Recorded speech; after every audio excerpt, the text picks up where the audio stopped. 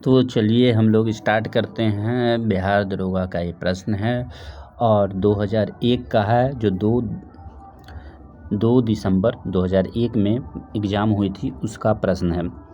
तो हम लोग देखते हैं, प्रश्न पर आते हैं और प्रश्नों को देखते हैं। हम लोग ऐसे ही 2002, 2001, 2000 ऐसे ही जितने बिहार दरोगा के एग्ज़ाम हुआ उन सभी के प्रीवियस ईयर प्रश्नों को देखते चले जाएंगे। तो हमें इसमें से देखना है कि इसमें से किसे भारत का महान वृद्ध पुरुष कहा जाता। तो भारत की महान वृद्ध पुरुष की बात की जाए तो ये दादा भाई नौरोजी को कहा जाता है, सही हो जाएगा। और अगर विश्लेषण को देखें तो दादा भाई नौरोजी की बात की जाए तो ये एक उद्योगपति थे, राजनेता थे और शिक्षक भी थे।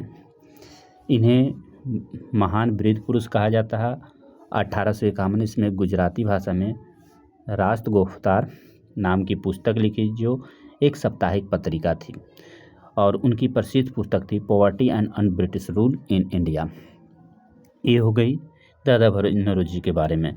अगर बात की जाए इनके बारे में तो 1883 ईस्वी में 87 ईस्वी में इंग्लैंड में भारतीय सुधार समिति की स्थापना की और हाउस ऑफ कॉमन्स, ब्रिटिश के हाउस ऑफ कॉमन्स से चुनाव लड़े और प्रथम भारतीय बने जो ब्रिटिश के हाउस ऑफ कॉमन्स से चुनाव लड़े। ब्रिटिश के हाउस ऑफ कॉमन्स से चुनाव लड़ने वाले और जीतने वाले पहले भारतीय थे। इनमें से किसने आनंद मठ लिखा? आनंद मठ पुस्तक किसने लिखा? तो ए बंकिम चंद्र चटर्जी ने लिखा आनंद मठ नामक पुस्तक। अगर आनंद मठ पुस्तक की बात की जाए और बंकिम चंद्र चटर्जी की, तो बंकिम चंद्र चटर्जी 19वीं सदी के विद्वान थे, कवि थे और उपन्यासकार थे। 1870 ईस्वी के दशक में एक प्रसिद्ध देशभक्ति गीत लिखते हैं वंदे मातरम, और वंदे मातरम की रचना करते हैं 1870 ईस्वी में। 1882 ईस्वी में इसी वंदे मातरम को आनंद मठ नामक उपन्यास में शामिल करते हैं। आनंद मठ सन्यासी विद्रोह पर जो सन्यासियों को दबाने का काम कर रहा था, सन्यासियों के साथ अंग्रेजों ने दुर्व्यवहार कर रहा था, उसका वर्णन है। सन्यासी विद्रोह की बात की जाए तो 1763 से 1800 ईस्वी तक चला और इसका वर्णन आनंद मठ में देखने को मिलता है। और इसमें किसानों ने भाग लिया, धार्मिक साधुओं ने भाग लिया, इसका नेतृत्व किया। अब विस्थापित सैनिकों का विद्रोह था ये। और बात की जाए सैनिक विद्रोह को तो ये वारेन हेस्टिंग्स ने सन्यासी विद्रोह को कुचला और सन्यासी विद्रोह को ख़त्म किया। अगर बात की जाए बंकिम चंद्र चटर्जी द्वारा लिखित पुस्तक की तो कपाल कुंडला, मृणालिनी और आनंद मठ। कपाल कुंडला, मृणालिनी और आनंद मठ इनकी प्रसिद्ध पुस्तकें हैं। भारतीय स्वतंत्रता आंदोलन में इतिहास में भारतीय स्वतंत्रता आंदोलन के इतिहास में उग्रपंथ और नरम दल और गरम दल अलग हुए थे कब? कहता कि नरम दल और गरम दल अलग कब हुए? तो 1907 ईस्वी के सूरत अधिवेशन में। बात करें 1907 का कांग्रेस का सूरत अधिवेशन हुआ, उस समय कांग्रेस का विभाजन हो गया था नरम और गरम दल। इसका विभाजन हुआ था अध्यक्षता को लेकर। गरम दल वाले चाहते थे कि लाला लाजपत राय सूरत का अधिवेशन संभाले, वहीं नरम दल चाहते थे कि रास बिहारी बोस सूरत का अधिवेशन का नेता बने। और दोनों में बहस चली, लेकिन उदारवादी यानी कि नरम दल का चला और नरम दल के नेता रास बिहारी बोस है जो सूरत के अधिवेशन में अध्यक्षता संभाली, जिस कारण कांग्रेस में फूट पड़ी और कांग्रेस के गरम दल और नरम दल नेताओं में विभाजन हो गया। 1905 ईस्वी में लंदन में होम रूल सोसाइटी की स्थापना किसने की थी? तो लंदन में होम रूल सोसाइटी की स्थापना श्याम कृष्ण बर्न ने की थी। और यही बात कीजिए होम रूल लीग की स्थापना बाल गंगाधर तिलक और एनी बेसेंट ने की थी। बात करें श्याम कृष्ण बर्न ने लंदन में होम रूल सोसाइटी की स्थापना 1905 ईस्वी में इंडिया हाउस की स्थापना, और इंडिया हाउस की स्थापना श्याम कृष्ण बर्न ने किया था। उद्देश्य यही था कि भारतीय स्वतंत्रता के लिए विदेशों में क्रांति आंदोलन और प्रसार किया जाए। यानी इनका काम था कि विदेशी जो भारतीय हैं, जो भारतीय विदेश में रह रहे हैं, उनको आंदोलन के लिए प्रेरित किया जाए। अगस्त 1942 में अखिल भारतीय कांग्रेस पार्टी की मीटिंग में बम्बई में कौन सा प्रस्ताव पारित किया गया? तो बम्बई के ग्वालियर टंक में भारत छोड़ो आंदोलन का प्रस्ताव पारित हुआ था। तो हम लोग देखते हैं भारत छोड़ो द्वितीय विश्व युद्ध के समय 9 अगस्त 1942 ईस्वी को आरंभ किया गया। इसका लक्ष्य था भारत से ब्रिटिश सत्ता को समाप्त करना और 8 अगस्त 1942 ईस्वी में बम्बई में ग्वालियर टैंक मैदान में अब्दुल कलाम की अध्यक्षता में कांग्रेस का अधिवेशन हुआ और इसमें भारत छोड़ो का प्रस्ताव पारित किया गया। यह आंदोलन का नेतृत्व गांधी जी द्वारा चलाया गया था और अखिल भारतीय आंदोलन, जिसमें उन्होंने करो या मरो का नारा दिया था। करो और मरो का नारा गांधी जी ने दिया था। इनमें से कौन नरमपंथी थे? तो लाल बाल और पाल एक गर्मपंथी नेता थे। तो दादा भाई नौरोजी हो जाएंगे नरमपंथी नेता। कांग्रेस के नरमपंथी नेता की दृष्टिकोण सुधारवादी था। सैद्धांतिक तरीके से अपनी मांग को ब्रिटिश सरकार के समक्ष रखते थे। दादा भाई नौरोजी, सुरेंद्र नाथ बनर्जी और फिरोज शाह मेहता, ये सभी है जो नरम दल के नेता थे। होम रूल लीग की स्थापना किसने की? तो होम रूल लीग की स्थापना किसने की? तो एनी बेसेंट यहाँ है। तो एनी बेसेंट अगर बाल गंगाधर तिलक होते हैं तो पहले बाल गंगाधर तिलक को मारते हैं ऑप्शन में। बाल गंगाधर तिलक की बात की जाए और एनी बेसेंट की बात की जाए तो दोनों ने होम रूल लीग की स्थापना की थी और दोनों ने अलग अलग होम रूल लीग की स्थापना की थी। अप्रैल 1916 ईस्वी में होम रूल लीग की स्थापना पुणे में किया था बाल गंगाधर तिलक ने। वहीं बात की जाए एनी बेसेंट ने सितंबर 1916 ईस्वी में अंडियार मद्रास में होम रूल लीग की स्थापना की थी। इंडियन नेशनल यूनियन की स्थापना कब हुआ? 1884 ईस्वी में इंडियन नेशनल यूनियन की स्थापना हुआ और इसे ही बाद में इंडियन नेशनल कांग्रेस कहा जाना लगा दादा भाई नौरोजी की सिफारिश पर। ए.ओ. हुम ने और हेनरी कॉटेज द्वारा 1884 ईस्वी में इंडियन नेशनल यूनियन की स्थापना की गई थी। पूर्ण स्वराज की घोषणा के बाद प्रथम स्वतंत्रता दिवस कब मनाया गया? तो पूर्ण स्वराज की घोषणा हुई थी 31 दिसंबर 1929 ईस्वी को और वहीं बात की जाए प्रथम स्वतंत्रता दिवस 26 जनवरी 1930 ईस्वी को मनाया गया था। और बात करें भारतीय राष्ट्रीय कांग्रेस का लाहौर अधिवेशन में 31 दिसंबर 1929 ईस्वी को पूर्ण स्वराज की मांग हुआ था और 26 जनवरी 1930 ईस्वी को पूरे भारत में स्वतंत्रता दिवस के रूप में मनाने का घोषणा किया गया था, निश्चित किया गया था और लाहौर अधिवेशन की अध्यक्षता जवाहरलाल नेहरू कर रहे थे। भारत में प्रथम अंतरिम सरकार की स्थापना कब हुआ? भारत में इंटरिम सरकार की स्थापना हो गया था 2 सितंबर 1946 ईस्वी में। 2 सितंबर 1946 ईस्वी में इंटरिम सरकार की स्थापना होती है भारत में। 2 सितंबर 1946 में नवनिर्माण संविधान सभा में भारत का अंतिम साम्राज्य का गठन हुआ और 15 अगस्त 1947 तक अस्तित्व में बना रहा। ये अंतरिम सरकार 2 सितंबर 1946 से 15 अगस्त 1947 तक चला। अंतरिम सरकार का कार्य था, कार्यकारी शाखा का कार्य था वायसराय के कार्यकारी परिषद करती थी। अंतरिम सरकार की कार्यकारी शाखा का कार्य वायसराय की कार्यकारी परिषद करती थी। ये बात है। भारत में साइमन कमीशन का विरोध क्यों किया गया? तो ये किया गया था लाला लाजपत राय की मृत्यु के विरोध में। नहीं भाई, लाला लाजपत राय का मृत्यु तो साइमन कमीशन के विरोध करने के समय ही हो गया था, तो ये तो नहीं होगा। कमीशन का भारत आगमन अनुचित समय पर होने के कारण नहीं भाई, ये भी कारण नहीं है। कमीशन के कोई भी सदस्य भारतीय न होने के कारण। तो यही पर सत्य है कि कमीशन का कोई भी सदस्य भारतीय नहीं था, जिस कारण कांग्रेस ने इस कमीशन को व्हाइट मैन कमीशन के नाम से बुलाया। और अगर बात की जाए साइमन कमीशन का, तो इसका विरोध पूरे भारत में हुआ। 8 नवंबर 1927 ईस्वी को साइमन कमीशन की आयोजन होता है और इसे इस कार्य के लिए बुलाया जाता है कि भारत इस बात की सिफारिश करना था कि भारत इस योग्य हुआ है कि नहीं कि वो यहाँ के लोग संवैधानिक अधिकार दिया जाए। साइमन कमीशन की बात की जाए तो ये 3 फरवरी 1928 ईस्वी को भारत आया था। गांधी ने 1932 ईस्वी के आमरण अनशन क्यों रखा? तो ये रखा था ब्रिटिश सरकार द्वारा दलितों के लिए पृथक चुनाव की घोषणा के कारण रखा था। अगर बात की जाए 1932 ईस्वी में, तो गांधी जी ने आमरण अनशन रखा था, और ये कहाँ रखा था? तो यरवदा जेल पुणे में रखा था। 20 सितंबर 1932 ईस्वी को गांधी जी ने आमरण अनशन रखा था, और इसी के तहत पूना पैक्ट संपन्न हुआ था, पूना समझौता हुआ था गांधी जी और अंबेडकर के बीच। 1932 में ब्रिटिश के प्रधानमंत्री कौन था?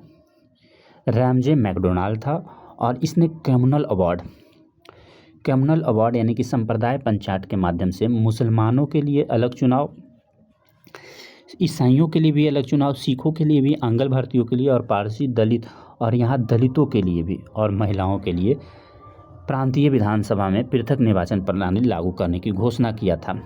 लेकिन यहाँ पर दलितों के लिए विशेष रूप से लागू की थी कि दलित को विशेष अधिकार दिया जाएगा। इसके ही विरोध में गांधी जी ने 20 सितंबर 1932 ईस्वी को आमरण अनशन किया यरवदा के पूना जेल में, और इसके परिणाम हुआ कि पूना समझौता गांधी और अंबेडकर के बीच हुआ। ये क्या है? गदर पार्टी की स्थापना किसने की? तो गदर पार्टी की स्थापना लाल हरदयाल ने किया था। लाला लाजपत राय नहीं भाई, सरदार अजीत सिंह नहीं भाई, लाला लाजपत राय एवं सरदार अजीत सिंह नहीं, खान अब्दुल गफ्फार खान नहीं, तो यहाँ ऑप्शन नहीं दिया गया, लाल हरदयाल। तो अनेक भारतीय ने लाल हरदयाल ने नेतृत्व में गदर पार्टी की स्थापना किया गया था, और गदर पार्टी की स्थापना 1913 ईस्वी में अमेरिका के सैन फ्रांसिस्को में किया गया था। और ये क्या काम था कि अंग्रेज़ सरकार को ख़त्म किया जाए, यही उद्देश्य से अमेरिका में इसकी स्थापना की गई थी, और इसका एक काम था कि भारतीयों को संगठित किया जाए। गदर पार्टी की स्थापना व इसके अध्यक्ष सरदार सोहन सिंह को बनाया गया था। गदर पार्टी के संस्थापक व अध्यक्ष सरदार सोहन सिंह भाकना को बनाया गया था। सोहन सिंह भाकना को गदर पार्टी का अध्यक्ष बनाया गया था। केसर सिंह उपाध्यक्ष और लाल हरदयाल मंत्री थे। गदर पार्टी ने अपना पहला अखबार 1913 ईस्वी में उर्दू में निकाला था। 1932 में कांग्रेस के किस अधिवेशन में भारत छोड़ो का प्रस्ताव पारित हुआ? बम्बई का अधिवेशन था 1932 ईस्वी में, कांग्रेस ग्वालियर टैंक की घटना। तो यही बात कहता है कि कांग्रेस किस अधिवेशन में, तो ये हो जाएगा बम्बई का अधिवेशन। अगर बात की जाए 8 अगस्त 1942 ईस्वी को भारतीय राष्ट्रीय कांग्रेस के बम्बई अधिवेशन में भारत छोड़ो आंदोलन शुरू करने का प्रस्ताव हुआ, और इसके बाद गांधी जी ने भारत छोड़ो आंदोलन की शुरुआत की। 9 अगस्त 1942 ईस्वी को भारत छोड़ो आंदोलन स्टार्ट हुआ, और इसके नेतृत्वकर्ता गांधी जी ने करो या मरो का नारा भी लगाया था। भारत का राष्ट्रपिता होता है, भारत का राष्ट्रपति क्या होता है?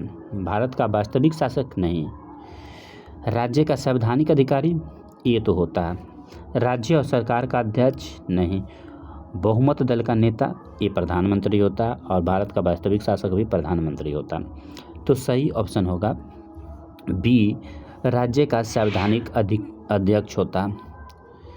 राष्ट्रपति भारतीय गणराज्य का कार्यपालक अध्यक्ष तथा राज्य का संवैधानिक अध्यक्ष होता है। अनुच्छेद अगर 55 की बात करें तो manner of election of president कहता है कि राष्ट्रपति की निर्वाचन की प्रक्रिया क्या है या रीति क्या है उसके बारे में।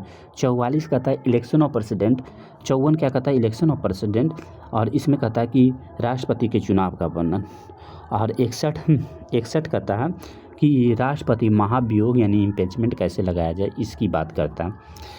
इनमें से कौन सी भारत के राष्ट्रपति के पद के लिए आवश्यक योगदान नहीं है?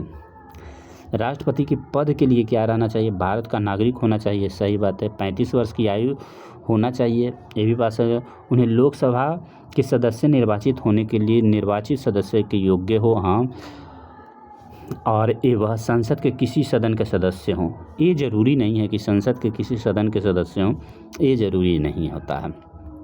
हम लोग बात करें अनुच्छेद 58 की बात करें तो यह राष्ट्रपति के पद के लिए योग्यता की बात करता है, क्वालिफिकेशन की बात करता है, योग्यता की बात करता है। तो योग्यता 58 में लिखा गया भारत का नागरिक हो, 35 वर्ष आयु हो, लोकसभा के सदस्य निर्वाचित होने की योग्यता रखता हो, चुनाव के समय लाभ के पद पर न हो, और राष्ट्रपति, उपराष्ट्रपति और संघ राज्य के जितने मंत्री हैं मंत्री या सदस्य हो वो लाभ के पद पर नहीं होते हैं। राष्ट्रपति, उपराष्ट्रपति और संघ राज्य के मंत्री परिषद का सदस्य होना लाभ का पद नहीं कहलाता। आपातकाल की घोषणा संसद में अनुमोदन के लिए प्रस्तुत की जानी चाहिए। कहता है कि आपातकाल की घोषणा संसद में अनुमोदन करने के लिए प्रस्तुत की जानी चाहिए 1 माह के अंदर। भारतीय संविधान के आपातकाल का उपबंध भारत शासन अधिनियम 1935 के लिए है, जो संविधान के भाग कितना 18 में, संविधान संशोधन भाग 18 में दिया है। और संविधान में आपातकाल का उपबंध भाग 18 में आर्टिकल 352 ये कहता है कि राष्ट्रीय आपातकाल, 360 क्या कहता है, वित्तीय आपातकाल का उल्लेख करता है। और ये 3 प्रकार का, और 356 होता है वो कहता है कि राज्य में आपातकाल लगाने के लिए बात करता है कि राज्य में अगर संविधान की तरह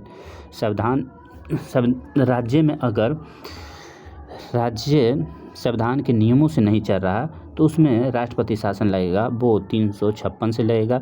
अगर भारत में शस्त्र विद्रोह होता है तो 352 के तहत लगेगा, राष्ट्रीय आपातकाल के तहत, और वित्तीय आपातकाल 360 है। तो ये बातें हैं राष्ट्रपति से। मंत्रिपरिषद है कैबिनेट के बिल्कुल समान नहीं, कैबिनेट से थोड़ा छोटा होता है, कैबिनेट से बड़ा होता है। क्यों बड़ा होता है भाई? क्योंकि हमारे संविधान के अनुच्छेद 54 में क्या कहता है कि जो भी है, जो मंत्रिपरिषद का वर्णन किया गया है, और मंत्रिपरिषद राष्ट्रपति की सहायता एवं सलाह के लिए एक मंत्रिपरिषद होगा, ये बात कहता है, और जिसका प्रधानमंत्री होगा। तो अनुच्छेद 74 में ही ये बताया गया, प्रधानमंत्री का पद बताया गया कि एक प्रधानमंत्री, कैबिनेट मंत्री राज्य के मंत्रियों और स्वतंत्र प्रभाव मंत्री को मिलाकर मंत्रिपरिषद बनता है। तो मंत्रिपरिषद कब बनता है? ये बनता है कैबिनेट मंत्री द्वारा, राज्य मंत्री,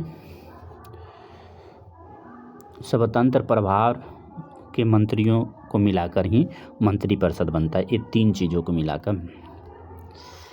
राज्यपाल का वेतन किस कोष से आता है? तो राज्यपाल का वेतन राज्य के संचित निधि से आएगा, भारत की संचित निधि से नहीं। तो सेकंड ऑप्शन सही हो जाएगा। राज्यपाल का वेतन एवं भत्ते ऐसे विशेष अधिकार का उल्लेख करने का अधिकार है जो राज्यपाल के राज्यकाल परिउपलब्धियां, भत्ते एवं विशेषाधिकार 1982 में विशिष्ट है।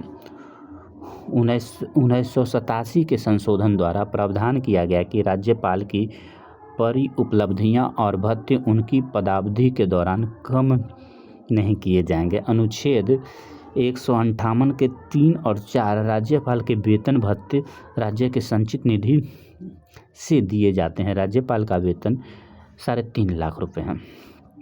भारत का प्रधानमंत्री क्या होता है? सत्ता का अध्यक्ष होता है। हाँ भाई, सत्ता दल का अध्यक्ष होता है, सही बात है। तो संसद में समानता बहुमत दल को ही क्या कहा जाता है? बहुमत जो दल प्राप्त होता है उसे ही सत्ता दल कहा जाता है, जिसमें संसद सदस्य किसी एक सदस्य को वह संसद का अथवा सत्ता दल का कोई भी सदस्य प्रधानमंत्री के लिए अपने सत्ता दल के नेता का स्वीकार कर वह बहुमत दल अध्यक्ष भी हो सकता है। प्रधानमंत्री के पद शपथ लेते समय संसद न होने पर 6 माह के अंदर संसद सदस्य के रूप में निर्वाचित होना आवश्यक है। कहता है कि प्रधानमंत्री के पद कोई भी स्वीकार कर सकता था। कैसे? बहुमत दल का अध्यक्ष भी हो सकता है। प्रधानमंत्री पद लेते समय संसद न होने पर भी उसे 6 माह के अंदर संसद सदस्य के रूप में निर्वाचित होना आवश्यक है। तो 6 महीने के अंदर संसद सदस्य निर्वाचित होना आवश्यक है। बस यही काम करना। एक व्यक्ति का एक से अधिक राज्यों का राज्यपाल होना हो सकता है। तो हाँ, एक व्यक्ति एक से अधिक राज्य का राज्यपाल हो सकता। और इस 7वें संविधान संशोधन अधिनियम 1956 द्वारा ये प्रावधान है कि अनुच्छेद 153 में एक प्रकूट जोड़ा गया और एक व्यक्ति को एक से अधिक राज्य का राज्यपाल नियुक्त करने का आदेश दिया गया। सर्वोच्च न्यायालय किसे हटाने के लिए राष्ट्रपति को सिफारिश कर सकता है? तो सर्वोच्च न्यायालय किसे हटाने के लिए राष्ट्रपति को सिफारिश कर सकता है? तो संघ लोक सेवा आयोग के सभापति और दूसरे सदस्य को भी हटा सकता है। तो हम लोग देखते हैं संघ एवं राज्य लोक सेवा आयोग के अध्यक्ष सदस्य को हटाने के बारे में प्रक्रिया का प्रावधान अनुच्छेद 317 में दिया गया, जिसके तहत संघ और लोक सेवा आयोग के अध्यक्ष या किसी सदस्य को केवल राष्ट्रपति के आदेश द्वारा ही उन्हें पद से हटाया जा सकता है। जब कदाचार से संबंधित अध्यक्ष व सदस्यों को हटाने का कोई मामला राष्ट्रपति द्वारा उच्चतम न्यायालय के पास भेजा जाता है तो उसे अनुच्छेद 145 के प्रावधान के अनुरूप मामले की जांच करता है। राष्ट्रपति अपनी रिपोर्ट सलाह से जो कि बाध्यकारी होता है भेजता है।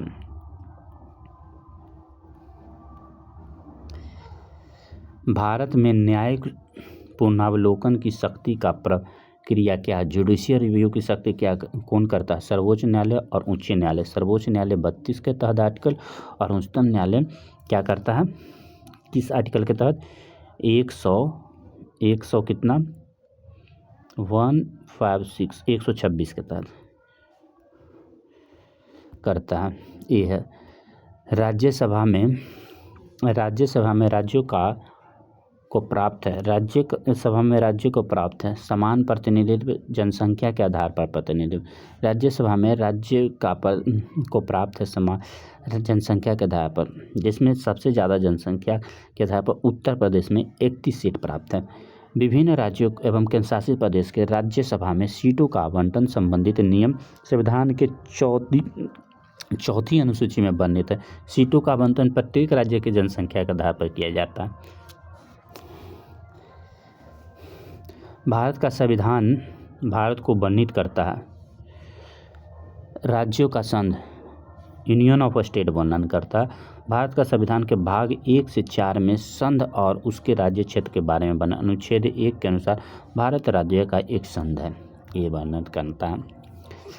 भारत में मंत्रिपरिषद के अधिकतर सदस्य के लिए जाते हैं।